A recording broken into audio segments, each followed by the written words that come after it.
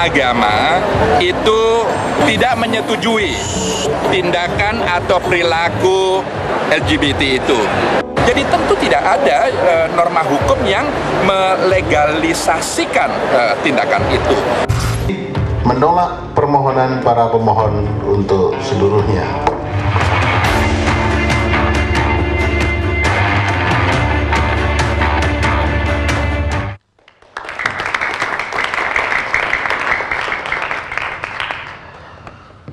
Pemirsa, kita lanjutkan diskusi kita.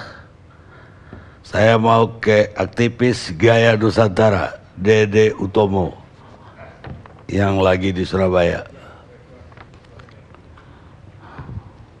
Selamat malam, Bung Dede.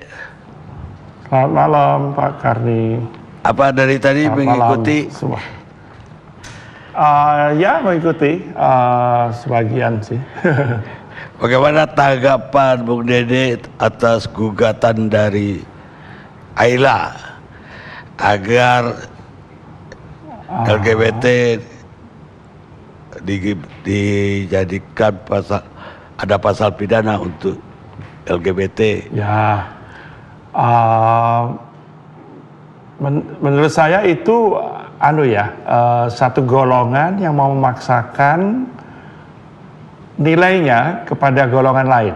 Indonesia kan bukan cuma mereka. Ada orang-orang seperti saya misalnya yang setuju dengan hubungan seks antara dua orang siapa saja selama itu tidak mengganggu dilakukan dengan suka sama suka dan tidak ada korbannya sebetulnya. Nah, ini kan nilai yang ada di KUHP sekarang itu sudah betul sebetulnya.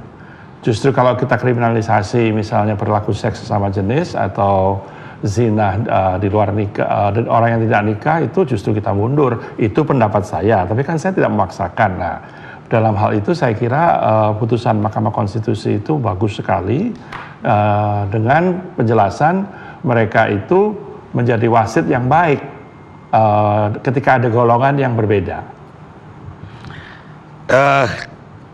Kalau Bapak Bung Dede bicara tentang Mahkamah Konstitusi menolak gugatan itu, bukan Mahkamah setuju bahwa itu tidak melanggar hukum pidana, tapi karena Mahkamah menganggap dirinya tidak berwenang memeriksa itu. Ya, itu yang di permukaan ya. Tapi saya membaca di balik itu, kalau kita baca juga argumentasi pada awal-awal putusan kemarin, itu ada tersirat itu sebetulnya bahwa mempidana perilaku yang dianggap berbeda itu bukan satu-satunya jalan keluar gitu. Itu yang sebetulnya yang mau saya katakan.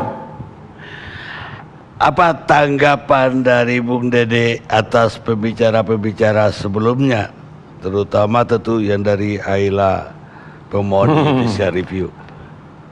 Ya, saya mengimbau supaya saya sebenarnya senang sekali ternyata Ibu Profesor Ois membaca laporan UNDP ya. Kebetulan saya yang nulis itu.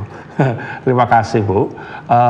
Tapi seharusnya Ibu membaca lebih banyak dari bibliografi di situ supaya bisa mengerti bahwa seksualitas kita itu beragam dan mengkriminalisasi salah satu yang kebetulan mengganggu mungkin di dalam penilaian ibu-ibu dari Ayla itu sebetulnya bukan solusi yang baik karena akan memakan korban yang tidak perlu. Itu kalau saya itu ya, kami jelas berbeda pendapat di situ. Kalau argumen dari sisi kedokteran yang disampaikan oleh salah satu pembicara tadi apa? Nah, tadi ya saya ikuti itu. Sama, jadi begini, saya kira saya dengan Dr. Dewi Ino akan setuju bahwa sekarang ini justru hubungan seks baik hetero maupun homo, baik anal, vaginal itu terjadi pada anak-anak di bawah umur. Nah, persoalannya kalau dikriminalisasi itu malah lebih buruk lagi gitu. Kalau saya sih, saya akan memulai menggunakan pendekatan pengurangan dampak buruk, yaitu pertama pemerintah perlu membuat suatu juknis atau juklak itu yang mengatakan bahwa kalau ada anak yang perlu diperiksa itu tidak usah izin orang tua, karena kalau pakai izin orang tua pasti mustahil lah gitu. Ini yang terjadi di banyak daerah. Jadi saya kira di fakta-faktanya kami setuju, tetapi ya interpretasinya beda gitu ya, dan itu ya nanti terserahlah Kemenkes bagaimana menanganinya, sehingga kemudian justru kalau mau menyelamatkan anak-anak ini, pertama harus diselamatkan dari HIV-nya. Kalaupun sudah HIV positif, obat sudah ada. Dan ya nanti habis itu terserahlah mereka mau bagaimana, dan yang jelas tidak dinikahkan dini, karena itu kalau dalam nilai saya itu justru menjerumuskan mereka. Tapi menurut Dokter Dewi Inong tadi, homoseksual itulah yang penyebab ya paling banyak dari HIV/AIDS. Dan karena itulah dia mengusulkan untuk itu dipidana yang melakukan. Di situ saya berbeda pendapat. Kalau kita pakai pendekatan penanggulangan dampak buruk, justru jangan dipidana supaya, dan justru sikap diubah, dan sebenarnya sudah terjadi. Sekarang tadi pagi saya ke puskesmas di Surabaya dan bagus sekali penerimaannya. Saya tidak distigma, saya tidak dicibir. Dan kemudian saya diperiksa aja. Nah, bayangkan kalau orang muda yang umur 17, umur 16, umur 15 itu bisa seperti itu dan tidak merasa takut. Jadi kalau mau menyelamatkan manusianya, dan saya kira Ibu Dewi Inong sebagai dokter, selamatkan manusianya dulu lah, daripada dipidana dulu gitu ya. Itu pendekatannya adalah mari kita selamatkan fisiknya dulu, HIV-nya kita tangani dengan baik. Sesudah itu baru kita bisa berdebat lagi bagaimana kalau sesudah itu. Tapi Bung Dede sepakat bahwa homoseksual lah penyebab lebih utama dari HIV/AIDS.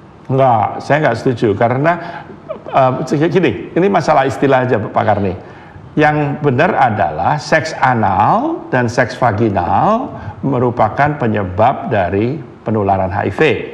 Nah, tadi Bu Dewi Inong sendiri mengatakan bahwa remaja laki dan perempuan kadang juga menggunakan seks anal. Jadi seks anal itu bukan monopoli homoseksual. Lalu juga banyak juga homoseksual yang tidak melakukan seks anal. Misalnya di pesantren-pesantren itu menggunakan di antara paha. Itu aman sekali dari HIV. Nah, bagaimana kalau gitu? Tapi Bung Dede sepakat dong kalau gonta-ganti pasangan penyebab utama juga dari HIV/AIDS. Bukan penyebab Pak Karni, maaf saya agak berbeda. Gini, itu meningkatkan penularan. Tapi kalau ganti-ganti pasangan selalu menggunakan seks yang pakai kondom misalnya, atau tidak memasukkan penis ke dalam dubur, nggak bisa penularan HIV. Jadi bukan ganti-ganti pasangannya, tapi persoalannya adalah seks anal yang risiko tinggi itu tanpa kondom. Kenapa Bung Dede itu tidak setuju juga dengan perzinaan laki perempuan seperti tuntutan dari AILA untuk dipidana? Saya kebetulan dalam nilai saya menganut hak atas privasi ya. Jadi saya pikir negara tidak ada urusan mengatur kamar tidurnya warga. Dan di situ itu semangat dari KUHP kita yang sekarang sudah betul. Jadi bukan malah mundur lah segala macam, malah sudah betul gitu. Ibu Inong katanya Bu tanya. Tadi Ibu Inong ya. Silakan. Mohon maaf saya Pak Dede, saya 3 tahun ya, sama teman-teman waria dan gay. 3 tahun saya bersama mereka. Kita tahu kok kasihan Pak. Waktu itu saya mau bertugas di daerah, dari 12 yang kita periksa 8 sudah HIV positif. Jadi akibatnya itu loh yang akibatnya yang tapi kita masalahnya, bukan begitu. Dan itu Pak Karni bukan yang paling tinggi, bukan adalah penularan yang paling mudah lewat dubur. Untuk kondom saya ada sebenarnya nanti atau mau sekarang di presentasi. Nah, nanti aja Bu. Ya. Ya, apa jawab aja. Jadi kondom itu tidak melindungi 100% ya. Cuman 26 sampai, dan itu terbukti dari yang sekarang sudah kita pakaikan kondom juga, masih terjadi di Amerika juga yang sudah pakai kondom, tetap secara ilmiah sudah terbukti. Itu ya. Oke, kondomnya nanti dulu. Sekarang gini Bu ya. Kalau Bu Dewi Inong kasihan pada kawan-kawan waria, kok malah mau dikriminalisasi? Ya kan, biarkan aja mereka, tapi kemudian dicegah. Saya setuju, di situ kita setuju, kita bisa kerjasama. Saya boleh tanggapi Pak Karni? Di Ketua AILA, Ibu Rita Subagio mau tanggapin. Gini, tadi kan teman-teman mungkin melihat bahwa kenapa kemudian AILA melakukan langkah ini atau 12 pemohon ini melakukan langkah ini, salah satunya dari yang sering diangkat adalah kita melakukan kriminalisasi terhadap perzinahan, terus kemudian perkosaan dan cabul sesama jenis gitu ya, seperti itu. Pada prinsipnya sebenarnya ini adalah terminologi yang tadi sebenarnya dengan pembatasan tertentu ini sudah ada gitu ya dalam pasal-pasal di KUHP. Ya. Tetapi saya sebenarnya yang ingin juga tanggapi, ginilah menurut saya Pak Dede, terus kemudian Mas Ade dan teman-teman semua, kita ini berdasarkan saya tadi cerita tentang survei ini karena penting bagi kita. Kenapa kemudian tadi ditanyakan berbahayakah kalau misalnya LGBT, perzinahan dan lain sebagainya diizinkan di Indonesia gitu kan? Pertanyaannya kan seperti itu Mas Ade. Sebenarnya kan kita katakan tadi karena ada 93% masyarakat Indonesia yang masih nggak setuju. Tolong deh jangan paksakan ini, 7% ini memaksakan gitu ya kepada yang 93%, maka negara tadi harus hadir. Kalau enggak, orang-orang akan main hakim sendiri, Pak Karni. Kalau kita lihat gini, orang diarak, ada yang kemudian ditelanjangi, ini kan main hakim sendiri. Itu kan gitu. Dari zaman dulu. Kira-kira gini, Bung Dede, gimana? Ibu ini keberatan, ya 7%. Ini kalau kami namakan aja tirani minoritas ini. Memaksa yang 93% untuk menerima pikirannya. Kalau menurut saya gini Pak Karni ya, Bu Rita juga ya dan semuanya. Bahaya sekali kalau kita pakai angka untuk memenangkan suatu nilai. Kita harus menggunakan diskusi, dialog dan sebagainya untuk melihat apa yang paling bijaksana. Kalaupun mayoritasnya tidak setuju dengan bijaksana itu, tugas pemerintah untuk mendidik mayoritas untuk, kita nggak bisa seperti itu. Karena yang akan Anda lakukan itu adalah mengorbankan begitu banyak orang yang tidak perlu. Itu ada di putusan MK loh by the way. Nah, poin saya adalah itu sebetulnya. Kenapa mayoritas itu tidak selalu harus dimenangkan. Nah, di Pancasila sebetulnya ada. Sila keempat itu kan ada hikmat kebijaksanaan. Nah di situ karena kita bukan cuma mayoritas aja, tapi kemudian kalau mayoritasnya itu ternyata tidak baik untuk sebagian orang, itu ya sebaiknya tidak dituruti. Soal diarak segala itu mestinya tugas polisi untuk mencegah itu dan mendidik masyarakat juga supaya tidak melakukan itu. Baik. Jadi apa kesimpulan dari Bung Dede terhadap putusan Mahkamah Konstitusi? Ya saya pribadi dan sebagai aktivis gay menyambut baik gitu bahwa ini diteruskan ke DPR. Nanti kita akan berjuang di DPR.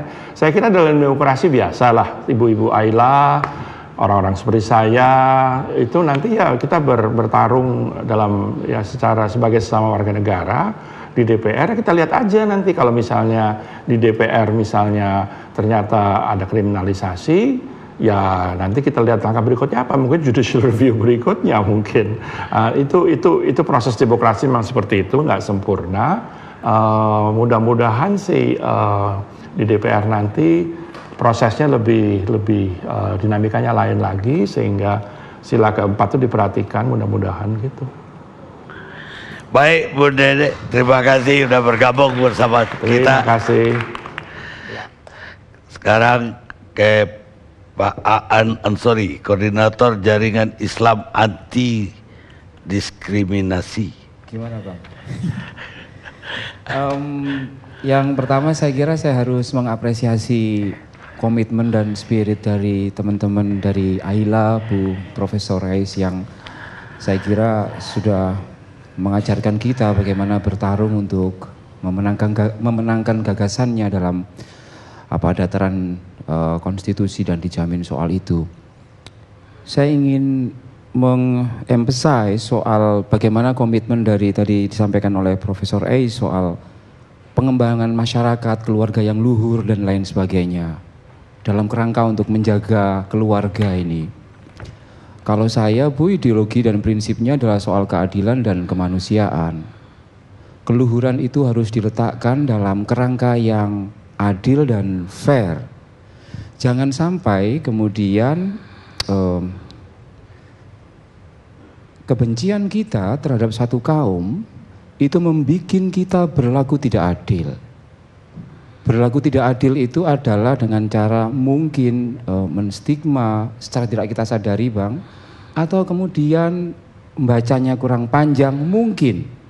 Karena banyak hal yang ada di sini.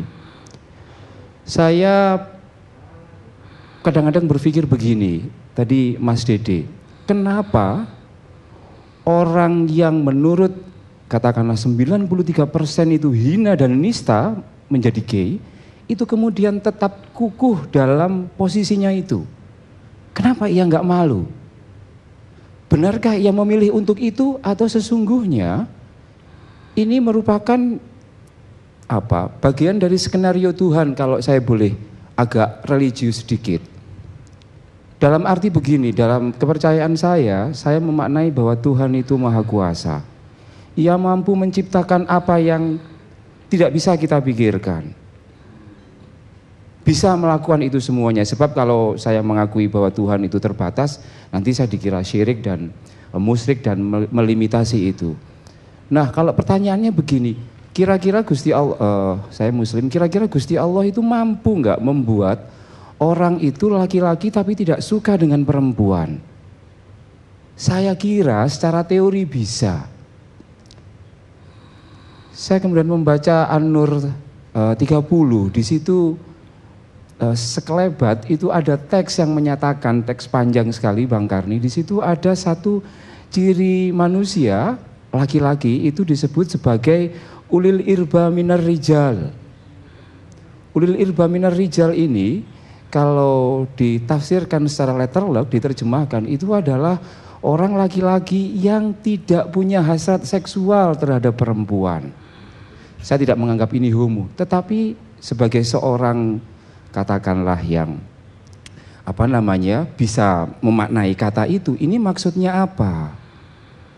Seperti itu. Jadi orang perempuan boleh tidak melepas jilbabnya dari beberapa kriteria ini, termasuk ketika berhadapan dengan orang laki-laki yang tidak punya hasrat seksual terhadap perempuan.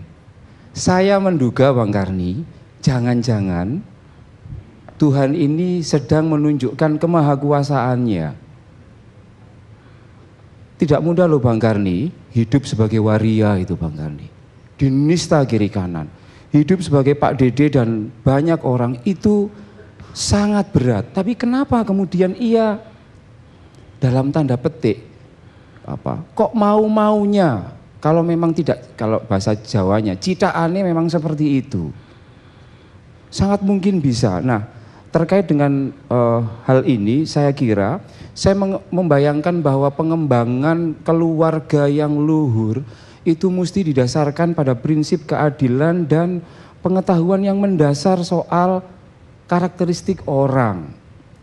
Dalam soal ini saya kira saya membayangkan perdebatan di Mahkamah Konstitusi itu pasti akan sangat hebat. Dan saya menduga pula bahwa hakim-hakim yang kelima ini, itu jangan-jangan ngerti soal gender dan seksualitas. Mungkin ini agak berat Bang, tapi harus saya katakan begini. Kalau kita belajar gender dan seksualitas, itu ada dua istilah yang menurut saya menjadi penting. Pertama, orientasi seksual. Orientasi seksual itu dengan siapa kita suka dan lain sebagainya. Itu yang menurut saya jangan-jangan di An-Nur 31 itu, bahwa ada orang laki-laki, tidak semuanya laki-laki itu suka terhadap perempuan dan tidak semuanya perempuan suka terhadap laki-laki. Lalu kalau pertanyaannya, bagaimana Anda menanggapi orang yang semulanya suka sama perempuan tapi karena ketularan pindah? Saya kira-kira bisa menjelaskan. Begini Bang, menjadi homo dalam peradaban yang heteronormatif itu beratnya minta ampun Bang. Katakanlah kalau saya hetero, tapi katakanlah saya bisa membayangkan saya mengkonselingi banyak orang homo seperti itu. Ketika dia mulai merasa tidak suka dengan orang yang jenis kelaminnya berbeda, ia kira-kira toleh-toleh dulu. Ini aman enggak saya? Saya dalam arti aman itu begini, kira-kira saya tidak dibully orang enggak? Kalau dia merasa insecure, ia akan takiyah. Takiyah dalam arti ia akan berpura-pura untuk menjadi hetero, agar supaya ia selamat, agar supaya ia tidak dimarahi oleh orang tuanya yang menginginkan dia hetero. Tetapi ketika dia tolah-toleh apakah saya sendirian di dunia ini, maka secara intrinsik, secara instingtif, ia akan melihat apakah tidak ada orang lain seperti saya. Contoh begini, kalau saya orang Jombang, katakanlah dapat beasiswa di Amerika, saya pasti akan senang kalau bertemu di sana orang Jombang. Kenapa seperti itu? Karena ada kesamaan identitas.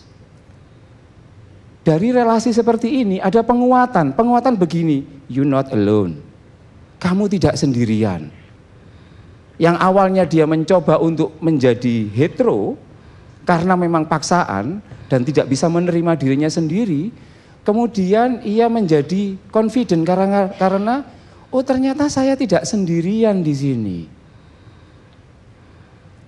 Lalu kemudian mereka orang luar yang mengatakan, loh kamu awalnya itu pacaran dengan ABC yang hetero, kok tiba-tiba sekarang lompat. Oh kamu karena ketularan seperti itu. Tentu memang cara pandang seperti ini tidak disalahkan, sebab begitu minimnya pendidikan soal gender dan seksualitas. Bagi saya seperti itu. Bagaimana dengan soal Lut yang tadi 2 ayat sudah dikutip untuk menutup beberapa sesi? Setahu saya Bang, di cerita tentang Lut itu di Al-Quran, sepanjang yang saya tahu, moga-moga tidak salah, itu tersebar di 7 atau 9 surat. Itu harus dikumpulkan dalam satu skenario ini untuk kemudian dilihat seperti satu skenario ini dan kemudian dilihat ini sebenarnya ada apa. Kesimpulan sementara saya Bang, itu cerita itu berkisah soal upaya percobaan perkosaan antara laki-laki terhadap laki-laki. Saya ulangi Bang, upaya percobaan perkosaan laki-laki terhadap laki-laki. Ada 2 hal Bang. Yang pertama soal orientasi seksual, moga-moga saya salah. Moga-moga saya salah. Pertama itu adalah soal orientasi seksual, yang kedua adalah bagaimana cara orang itu menyalurkan hasrat seksualnya. Hetero, kalau kita suka perempuan, kalau cara kita berhubungan seksual itu dengan perkosaan, maka itu tetap salah. Tapi orientasinya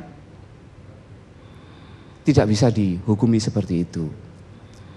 Tentu ini bukan kebenaran yang mutlak karena tafsirnya bisa macam-macam. Oleh karena itu, karena ini menyangkut hak konstitusi orang, menyangkut nyawa orang, saya kira kita perlu berhati-hati.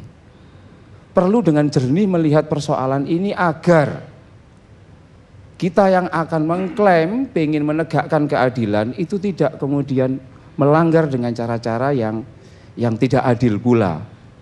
Ini juga saya kira menurut saya juga penting terkait dengan soal data yang tadi Bu Dokter yang sudah sampaikan. Saya kira itu sangat luar biasa Bu, dan kita sebagai bangsa patut memastikan penderitaan seperti itu segera diakhiri. Tetapi yang mungkin perlu dihindari adalah soal stigmatisasi. Saya barusan membaca bahwa pusat data di HIV/AIDS itu dari tahun 87 sampai 2014 yang paling rentan terkena HIV/AIDS itu adalah ibu-ibu rumah tangga. Kalau punya ibu rumah tangga, iya kita boleh berdebat soal itu. Artinya ini data yang saya peroleh. Kalau memang data itu betul, maka saya kira ini adalah suami. Saya sependapat bahwa soal zina, betul Bu, orang harus dididik untuk ia bersetia pada satu pasangan, harus. Tetapi bersetia saja pada satu pasangan tanpa diberi pengetahuan yang cukup tentang seks yang sehat, seks yang aman, saya kira juga tidak akan sempurna. Saya tidak menggunakan pendekatan oposisi biner Bang, zina, non zina atau kemudian ini. Jangan-jangan yang salah ketika tingginya itu adalah soal pertama, tidak bersetia pada satu pasangan dalam terminologi teman-teman Ayla zina. Yang kedua Bang, soal minimnya pendidikan seksual yang benar. Ini barangkali yang menurut saya membayangkan diskusi antara 94 dan 5 ini, saya kira juga ada beberapa hakim yang juga mempertimbangkan soal itu. Dan memang keputusannya saya kira tepat. Saya juga tidak terlalu senang dengan vonis ini, biasa-biasa saja. Saya lebih suka kemudian DPR dan Presiden itu menggunakan kewenangannya. Kalau memang ini ya segera saja disahkan menggunakan proses politik, kalau memang itu dirasa perlu. Dan semua orang mempunyai hak untuk men-challenge ini secara konstitusi. Tetapi ya itu tadi Bang, saya ingin mengakhiri ini dengan janganlah kebencian kita terhadap satu kaum membuat kita tidak berlaku adil. Karena keadilan itu mendekatkan kita kepada ketakwaan. Saya kira itu Bang, terima kasih. Baik, terima kasih.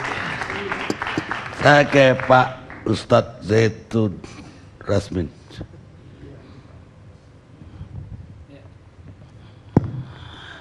Terima kasih Bang Karni. Bismillahirrahmanirrahim. Wassalatu wassalamu ala rasulillah ba'd. Assalamualaikum warahmatullahi wabarakatuh. Saya tidak ucapkan selamat malam, saya sampaikan begini, ya pandangan saya supaya tidak disalahpahami. Bahwa untuk keragaman kita dan kebinekaan kita, saya sebetulnya ingin mengajak, mari masing-masing kita memberi salam. Saya kalau ada yang memberi salam di sini dengan selamat malam atau Om, ya saya tidak akan merasa gerah karena memang itu ya. Tapi kalau untuk kita selalu setiap salam ada assalamualaikum, ada selamat, dan ini kepanjangan nanti ya. Lalu kita bisa salah-salah nanti mengucapkannya. Bukan itu, kalau di sini ngabisin durasi. Iya. Baik, terima kasih. Ya, saya sebetulnya ingin begini. Fokus kita untuk malam ini adalah keputusan MK. Ya, ini yang perlu kita gali sebetulnya dari berbagai sisi. Tapi tidak masalah karena juga ada yang masuk pada substansi. Ya, saya mulai dulu dengan keputusan MK. Sangat tentu disayangkan ya, kita bicara pribadi ya pribadi saya. Walaupun saya wasekjen MUI ini, MUI sendiri akan memberikan tanggapan resmi mungkin pekan depan insya Allah. Ya. Tapi kita sudah diskusikan juga. Nah, yang tentu kita sayangkan begini. Pertama inkonsistensi MK, itu saja yang pertama. Ya, bahwa MK mengatakan tidak punya hak untuk membuat norma dan atau penafsiran DLL. Tapi kenyataannya ini banyak, ya tidak usah saya sebutkan di sini, semua orang sudah baca. Zaman Pak Jimli, zaman Mahfud, bahkan di zaman hakim-hakim MK yang sekarang ini, ya baru-baru ini tentang KTP buat aliran kepercayaan itu sebagai bukti kenapa itu bisa, lalu ini tidak. Padahal kalau dari sisi efek negatif ya atau konsekuensinya ini adalah lebih berat. Tentu menurut pandangan kita nih, ya. Yang mayoritas di negeri ini, mayoritas saya bukan Islam ya, tapi mayoritas orang-orang beragama dan mengindahkan akhlak mulia yang telah kita warisi turun-temurun. Itu yang pertama. Yang kedua, dengan hakim MK ada yang dissenting opinion, ada 4 orang. Ini juga menunjukkan inkonsistensi itu. Kalau memang MK itu tidak berhak untuk membuat norma baru, harusnya dari awal nih diskusi internal 9 hakim ini, jangan 2 tahun berlangsung seperti ini, lalu kemudian Anda salah alamat. Ya, ini tentu kerugian bagi negara, ya, ketika ada 4 orang hakim yang memandang bahwa sebetulnya bisa diterima, karena itu tidak pantas MK kemudian berargumentasi, apalagi sudah 2 kali rilis, ya. Dengan itu carilah argumen yang lain yang lebih cerdas, ya. Karena kalau itu harusnya kita tentu mulai ke depan nih, hakim-hakim MK diskusi dulu yang internal, ya. Internal langsung divonis, diputuskan seperti dari awal bahwa ini bukan hak kita untuk membicarakannya. Nah, itu persoalan yang kedua. Dan tentu saja yang ketiga ini, kita berharap di negeri yang baru kembali lagi menghidupkan tradisi demokrasi setelah reformasi, MK itu memang betul-betul diharapkan sebagai pengawal demokrasi yang terakhir, kan begitu ya. Diharapkan ada orang-orang yang negarawan, ya, ada begawan-begawan, pandito-pandito, ya. Tapi ternyata kita melihat bahwa sering keputusan MK ini tidak memperhatikan aspirasi yang ada di masyarakat. Maka sering bisa blunder. Ya, kita ingat semua blunder MK ketika sudah menambah norma tentang anak yang lahir anak zina itu. Ya. Itu kan pada akhirnya walaupun final and binding tidak bisa dilaksanakan. Ya.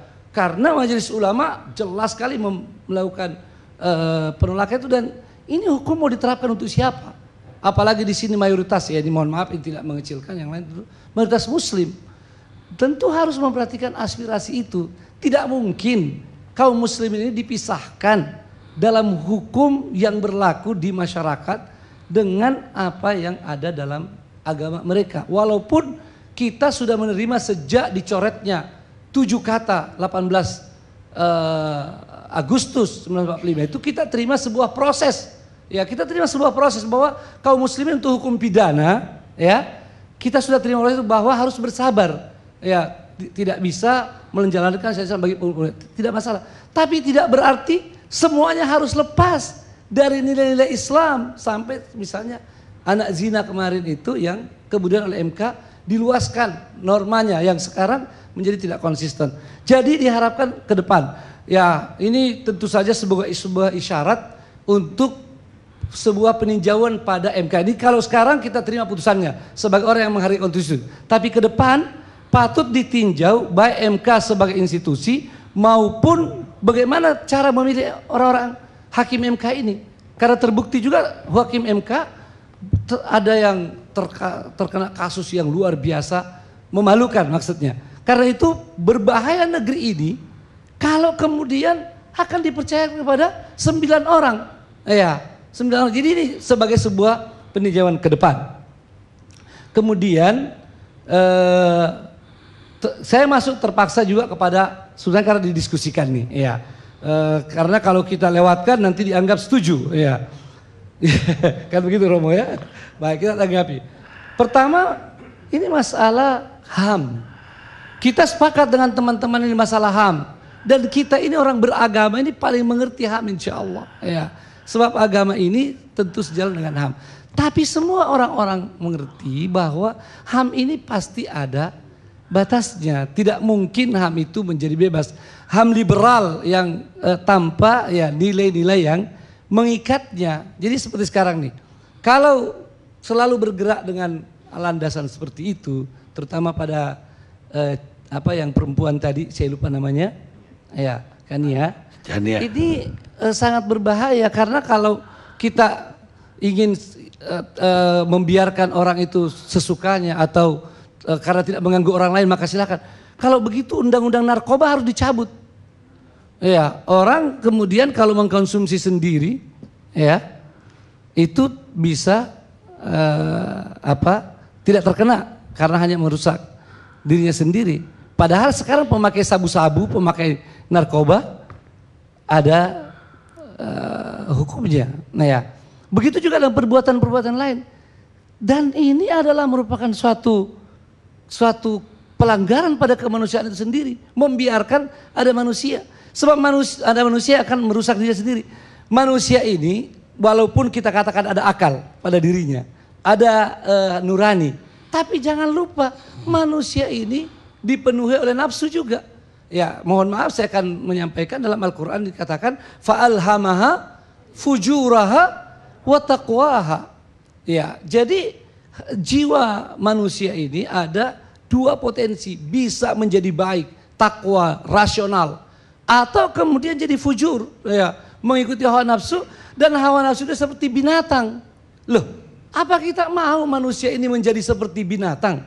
Ya, katakanlah dalam hidup seksual, kehidupan seksual ya. Maukah kita membiarkan ada saudara kita kehidupan seksualnya seperti binatang? Lantas manusia apa kita ini? Bangsa apa? Negara apa? Hanya karena alasan ini kan kebutuhan sendiri, ini tidak mengganggu orang lain. Tidak bisa seperti itu. Mungkin saja orang-orang bicara seperti ini pas belum kena keluarganya. Boleh saja, ya. Tapi kalau pas kena ya, anaknya atau apa, dia akan merasakan. Kemudian jangan juga selalu dipahami ketika ada orang yang memperjuangkan ini, lantas motivasinya itu diskriminasi atau kemudian tidak berbuat adil. Seperti ya, sebetulnya saya salut juga dengan pola berpikir saudara kita yang terakhir, siapa namanya? Ya, saya kira banyak yang bagus ya. Ini cara berpikir mungkin saya berbeda dalam beberapa hal, tapi cara berpikir yang saya kira normal untuk kita bagaimana memahami kebenaran. Tapi salah kalau ketika kita mengurusi ini dianggap tidak adil. Justru kita ini keadilan, bahkan kami semua ini dengan penuh kasih sayang. Tidak ada benci sedikit pun. Ya. Ketika kami misalnya mengupayakan agar ini ada hukum yang mengaturnya, itu sayang pada mereka dan sayang pada seluruh bangsa ini. Ya. Itu yang paling penting. Ya, jadi kita juga sering disalahpahami. Wah, seolah-olah kita ini kalau memperjuangkan, kita ini suka mengkriminalisasi orang. Suka, sama sekali tidak. Ya. Saya sendiri sebetulnya kalau masalah ini, kalau berkembang yang namanya LGBT dan lain sebagainya yang kita tidak suka secara agama, kami tidak menyalahkan pertama hukum yang lemah, bukan. Yang pertama bahwa pencerahan tidak jalan, dakwah tidak jalan, ya ini. Yang kedua bahwa penyadaran tentang kesehatan belum jalan. Yang ketiga memang masalah hukum, sebab masalah hukum ini untuk mengatur ketertiban masyarakat. Bagaimana bisa mencegah dan mengobati penyakit masyarakat kalau tidak ada hukum-hukum yang kuat. Kalau dalam kesehatan tubuh ada antibiotik, ini harus ada. Kalau tidak, maka kita biarkan kuman-kuman ganas untuk masuk pada setiap tubuh ya masyarakat ini yang pada akhirnya menghancurkan masyarakat kita. Dan mohon maaf Pak Karni, kalau sedikit agak panjang, karena ini kalau menurut Al-Quran dan saya kira juga dalam perjanjian lama, perjanjian baru akan diceritakan bagaimana nasib kaum-kaum ya, umat-umat yang telah terjatuh pada hal seperti ini. Harusnya cukup jadi pelajaran, tidak usah kalian mengulangi itu. Ya, kata orang Arab, as-sa'idu man wu'idha bighairihi. Orang bahagia itu yang mengambil pelajaran daripada orang selainnya. Jadi kalau Allah SWT menceritakan dalam Al-Quran kisah-kisah orang-orang yang akhirnya menjadi hancur pribadi, keluarga, bangsa karena kerusakan moral ini, maka kalian tidak usah lagi terjatuh di situ. Ya, ini sudah cukup bagi mereka. Dan kita harus percaya yang Maha Kuasa, Allah SWT yang menciptakan kita, ya, untuk menunjukkan pada ini. Terakhir lagi Pak Karni, ini saya terpaksa meluruskan saudara kita dan mudah-mudahan ada waktu banyak bisa berdiskusi. Ayat yang dibaca Bang Karni sama sekali tidak bisa lalu kemudian dibawa bahwa ini percobaan perkosaan. Ya, jadi tapi bagus karena dengan rendah hati mengatakan bahwa ini baru sampai ke sana, memang baru sampai ke situ. Ini kalau kita lihat dalam Al-Quran, ayat-ayat tentang ini semuanya membawa kata fahisyah. Yang kedua, Nabi Lut sendiri menawarkan pada mereka, ini anak-anak perempuan saya. Kalau memang kalian ingin melampiaskan nafsunya, ini anak perempuan saya, ya. Nabi mana yang mau anaknya diperkosa? Tentu tidak, ya.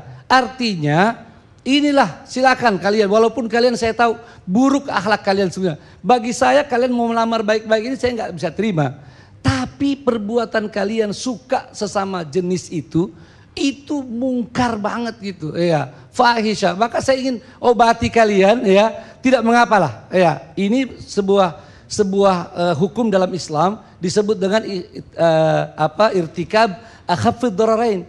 Kita terpaksa menempuh satu kemudaratan yang lebih kecil demi menghindarkan kemudaratan yang lebih besar. Karena itu, kalau kemudian suatu ketika DPR mudah-mudahan dapat memutuskan ini, jangan diartikan kita membenci mereka, jangan diartikan mengkriminalisasi. Ini menyelamatkan, ya, dari sesuatu yang lebih besar akibatnya. Dan terakhir sekali, ya, bahwa wahai hakim-hakim MK, sedih kita mendengar ketika para hakim MK mengatakan ini bukan wewenang kami, ya, apalagi setelah banyak fakta kalian juga sudah meluaskan norma itu. Ketika para pemohon ini datang, itu bukan ujuk-ujuk, sudah dibawakan data, fakta bahwa DPR udah kelamaan membahas ini, gak selesai-selesai.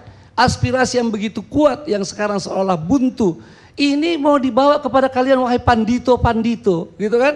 Ya, wahai begawan-begawan, tolong putuskan. Kalau cuma begitu kita juga bisa sebetulnya, ya. Dan gak usah ajarin kita kalau ke DPR. Kita juga tahu itu. Ya, silakan ke DPR, kami tidak. Kalau itu mah gak usah diajarin, kita juga tahu. Tapi karena ke DPR-nya udah bosen, ya, ke DPR-nya udah kelamaan, kita berharap ada solusi. Kalau balik lagi seperti ini, ibarat main kerambol. Terima kasih Pak Kamil. Assalamualaikum. Kita rehat pemirsa.